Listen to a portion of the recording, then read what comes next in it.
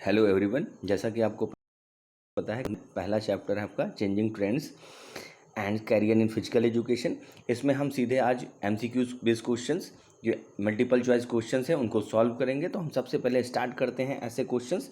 पहला क्वेश्चन है what is the primary goal of physical education, यानी प्राइमरी गोल का मतलब हुआ प्रारंभिक लक्ष्य क्या है, प्रारंभिक उद्देश्य क्या है, एम क्या है फिजिकल एजुकेशन का। तो हम ऑप्शंस पे सीधे जाते हैं। तो पहला ऑप्शन है इंक्रीज प्रोडक्टिविटी, यानी कि उत्पादक क्षमता को बढ़ाना, यानी किसी भी प्लेयर्स की क्षमता को यानी उसकी परफॉर्मेंस को बढ़ाना। दूसरा देखिए डिक्रीज प्रोडक्टिविटी, यानी घटाना, उसकी क्षमताओं को घटाना, कम करना।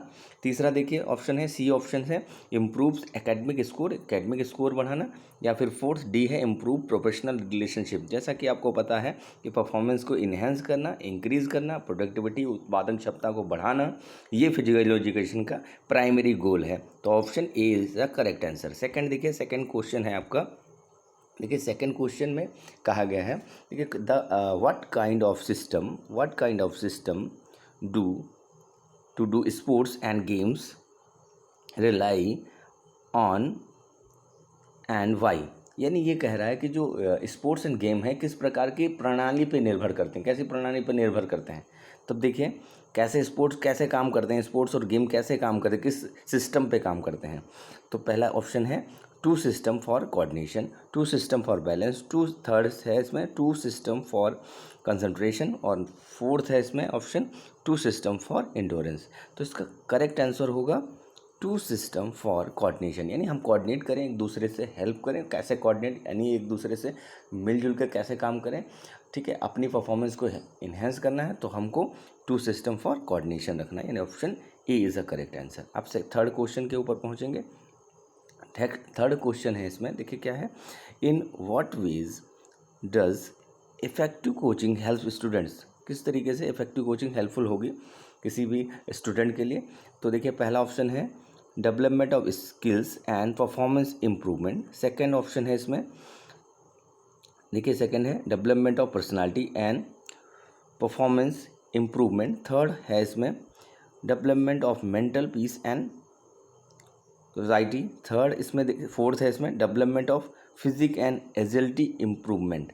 तो आप सभी को पता होगा किसी भी कोचिंग में कोई स्टूडेंट जब जाता है तो वो कैसे अपनी कोचिंग को इफेक्टिवली बना सकता है। तो जो इसमें option A is a correct answer, यानी स्किल्स पे वो ध्यान देता है, स्किल्स पे उसकी परफॉर्मेंस इन्हेंस होती है, परफॉर्मेंस इम्प्रूवमेंट बहुत ज़रूरी है। तो किसी भी कोचिंग के लिए option A is a correct answer होना चाहिए, development of skills and performance improvement. यानी कोई भी प्लेयर जब कहीं भी कोचिंग के लिए जाता है, कोई भी स्पोर्ट्स सीखने जाता है, तो वो अपनी परफॉर्मेंस को इन्हेंस करने जाता है, ना कि और सारी चीज़ें। मेन उसका कोचिंग के लिए क्या है, skill development and performance improvement, यानी ऑप्शन ए इसके लिए करेक्ट ऑप्शन होगा। अब हम नेक्स्ट क्वेश्चन की तरफ पढ़ेंगे। नेक्स्ट क्वेश्चन काफ़ी आसान है। नेक्स्ट क्वेश्चन देखिए क्या कह रहा है, ISSF world cup is an international championship for which sports, किस गेम के लिए है। तो इसका फुल फॉर्म आपको पता होना चाहिए, बहुत ही आसान है, the international and shooting sport federation, यानी शूटिंग फेडरेशन है ये। The international shooting sport federation के नाम से जाना जाता है। एस से हो गया इंटरनेशनल, यहाँ पे आप समझिएगा, आई से हो गया इंटरनेशनल, एस से शूटिंग स्पोर्ट फेडरेशन, ठीक है, ISF, ठीक है, ISSF। तो आप सब समझ गए होंगे। तो इसमें जो करेक्ट ऑप्शन होगा वो शूटिंग, इसके फुल फॉर्म से ही हम समझ गए, ISSF। अब नेक्स्ट क्वेश्चन की तरफ पढ़ेंगे। नेक्स्ट क्वेश्चन है आपका खेलो India strive to promote. Khelo India programme किस तरीके से बढ़ावा दे रहा है, क्या प्रयास कर रहा है, खेलों में किस प्रकार का प्रयास है खेलो इंडिया का। खेलो इंडिया एक प्रोग्राम लॉन्च किया गया था स्कूल्स लेवल पे 2018 में दिल्ली में। स्कूल्स लेवल पे जो गेम्स होते हैं उसमें वो क्या करता है, तो यहाँ पे कुछ जो इस समय खेलो इंडिया कर रहा है वहाँ पे कुछ ऑप्शंस हैं। इसमें ऑप्शन ए है school for one as well as sports for all. Second option B है इसमें sport for all as well as sports for excellence. Third है इसमें, यानी सी ऑप्शन है sports for one as well as sports for many. Fourth है इसमें sport for development as well as sport for excellence. तो इसमें जो correct option होगा वो होगा ऑप्शन बी। देखिए ऑप्शन बी की तरफ जाएंगे, इसमें लिखा है, देखिए ऑप्शन बी क्या है, sports for all as well as sports for excellence, यानी खेल सभी के लिए, जितने भी हैं उनके सभी के लिए, और साथ साथ जो उत्कृष्ट हैं, जो बहुत अच्छे हैं उनके लिए तो है ही है, खेल उनको तो जोड़ेगा ही। तो सभी के लिए गेम और जो उत्कृष्ट हैं उनके लिए भी। तो ऑप्शन 20 का करेक्ट होगा।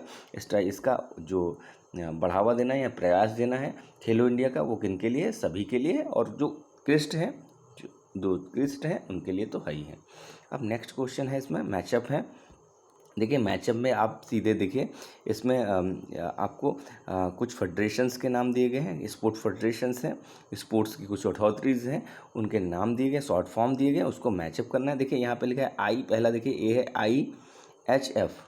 जो IHF है, इसका सीधा ताल्लुक है आपका थर्ड से, यानी इंटरनेशनल हैंड फेडरेशन। ठीक है, तो आप समझ गए होंगे IHF।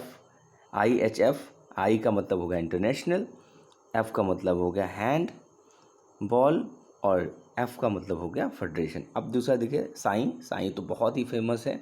साई आपको पता है स्पोर्ट अथॉरिटीज़ है, तो हम सीधे एक और लाइन खींच देते हैं यहाँ पे, यानी कि साई का हो गया sport authority of India. Next देखिए, नेक्स्ट अब इससे पहले हम सॉल्व कर चुके हैं, ISSF, तो ये आप सभी को पता है, इंटरनेशनल शूटिंग स्पोर्ट फेडरेशन। और लास्ट आप देख सकते हैं इसमें इंटरनेशनल अमेचर एथलेटिक फेडरेशन, ये एथलेटिक्स के लिए है फेडरेशन, IAAF। ठीक है, आप कोडिंग इसी के अकॉर्डिंग आप मिला लीजिएगा।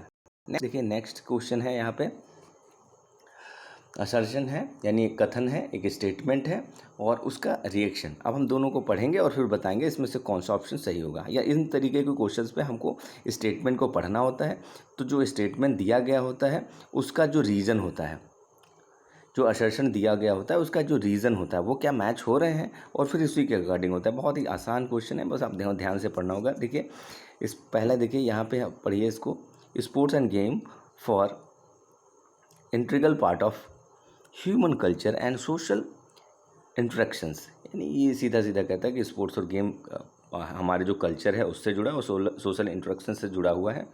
ठीक है, ये तो उसका हो गया एक असर्शन, यानी एक स्टेटमेंट। क्या इससे ये रीज़न मिल रहा है? देखिए in a number of sports events and games for played around the world, ये कह रहा है, ये तो ऊपर वाला कह रहा था कि कल्चर और सोशल इंटरेक्शन से जुड़ा हुआ है स्पोर्ट्स, और दूसरा वाला सीधे सीधे कह रहा है कि जो खेल हो रहे हैं दुनिया भर में, कई खेल खेले जा रहे हैं, इसका कोई मतलब बनता नहीं। यानी रिएक्शन क्या कह रहा है, रिएक्शन कह रहा है कि दुनिया में बहुत सारे स्पोर्ट्स एंड गेम खेले जा रहे हैं पूरे वर्ल्ड में, और पहला जो रिएक्शन है वो कह रहा है, स्टेटमेंट क्या कह रहा है कि स्टेटमेंट सीधे सीधे कह रहा है कि जो है हमारे कल्चर से जुड़ा हुआ है और सोशल इंटरेक्शन से जुड़ा हुआ है, तो दोनों का कोई मैच नहीं है। तो अब सीधे ऑप्शन बी को देख लेते हैं, ऑप्शन बी करेक्ट है। देखिए बी क्या कह रहा है, both A and R is true, दोनों सही हैं, ये तो बात सही है, लेकिन R जो है, R is not correct. Explanation यानी उसको विस्तारित किया गया है, वो अच्छे से नहीं किया, उसका सही नहीं है विस्तार।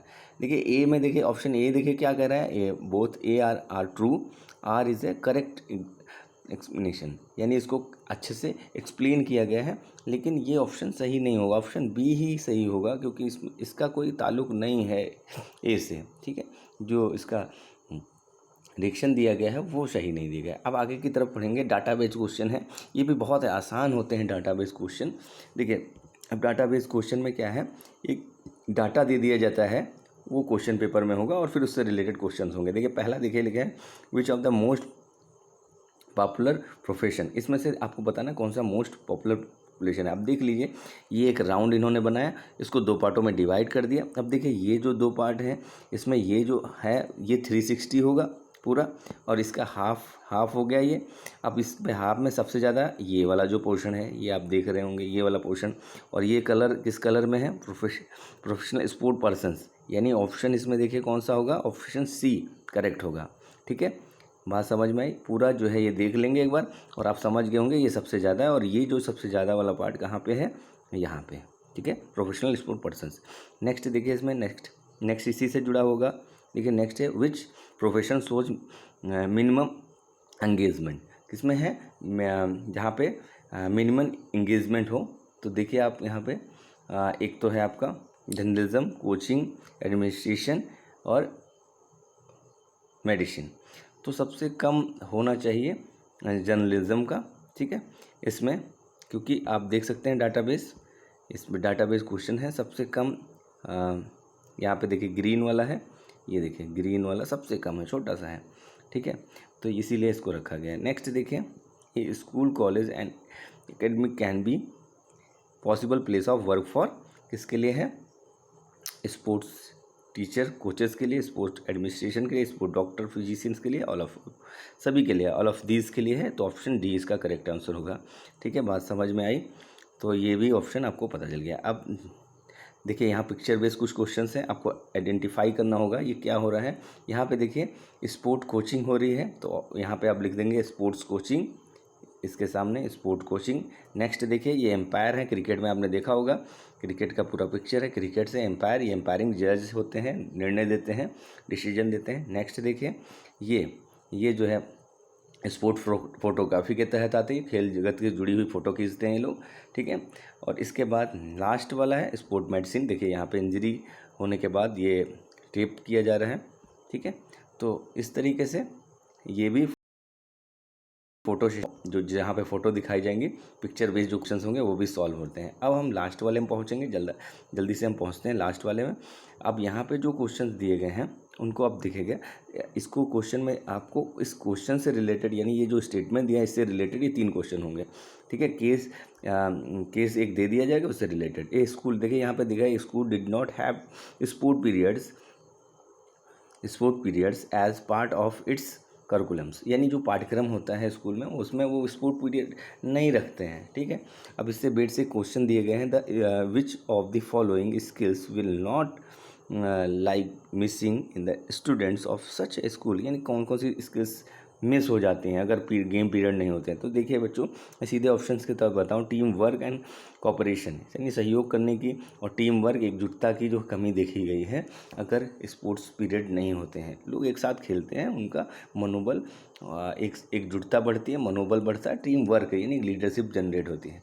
नेक्स्ट क्वेश्चन देखिए, if a school create sports department in future what sort of employ will it require. तो कैसे चाहिए? इन सारे चाहिए। ऑप्शन ए देखिए, स्पोर्ट्स डॉक्टर चाहिए, कोच भी चाहिए, स्पोर्ट अथॉरिटी, यानी यहाँ पे सारे चाहिए, लेकिन जो मेन एम्प्लॉय होंगे वो ए और बी होंगे, स्पोर्ट डॉक्टर एंड कोच, ठीक है। ऑथर की ज़रूरत नहीं होगी, यहाँ पे ऑथर है, राइटर की उतनी खास ज़रूरत नहीं है। तो यहाँ पे ऑप्शन ए और बी यानी डी ऑप्शन इसका करेक्ट होगा, ठीक है बच्चों, सही कर लीजिएगा। नेक्स्ट देखिए थर्ड वाला है, which of the following is not objectives of physical education. इसमें से कौन सा ऑब्जेक्टिव्स है? मैंने आपको बताया था इसके जो मेन 4 हैं, physical, mental, social, emotional. Physical, mental, social and emotional. तो मेंटल, सोशल भी है, एक नॉक लिखा है, ठीक है। तो अब यहाँ पे समझिए, न्यूरोमस्कुलर यहाँ से डेवलपमेंट का मतलब है फिजिकल से ही रिलेटेड है, तो ये बचा इकोनॉमिकली, ठीक है। इकोनॉमिकली यानी आर्थिक रूप से कमज़ोर, ठीक है, उसके आर्थिक डेवलपमेंट से रिलेटेड इसका ऑब्जेक्टिव्स नहीं है। 4 मेन ऑब्जेक्टिव्स मैंने जैसा कि आपको बताया है, ठीक है। अब हम नेक्स्ट जो चैप्टर होगा ओलंपिक वैल्यू एजुकेशन, उसका मैं video next MCQs based question solve करके भेजूँगा, तो आप ज़रूर उसको देखिएगा। Thank you.